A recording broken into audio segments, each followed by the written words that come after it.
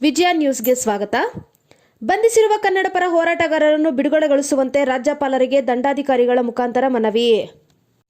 ಕನ್ನಡ ಪರ ಒಕ್ಕೂಟದ ಅಧ್ಯಕ್ಷರಾದ ಅಗ್ರಹಾರ ಮೋಹನ್, ಕನ್ನಡ ಸೇನೆಯ ಪ್ರಕಾಶ್, ನರಸಿಂಹ, ಜೈ ಕರ್ನಾಟಕ ಸಂಘದ ಸತ್ಯನಾರಾಯಣ ಸಿಂಗ್, ಯುವ ಸೇನೆಯ ಕೃಷ್ಣಾಜಿರಾವ್, ಆಸಿಫ್, ಬಿರೇಗೌಡ, ಶಿವರಾಮೇಗೌಡ, ಬಣದ ಶ್ರೀರಾಮನಗರದ ಶಂಕರ್ ಇನ್ನು ಮುಂತಾದ ಪದಾಧಿಕಾರಿಗಳು ಭಾಗವಹಿಸಿದರು.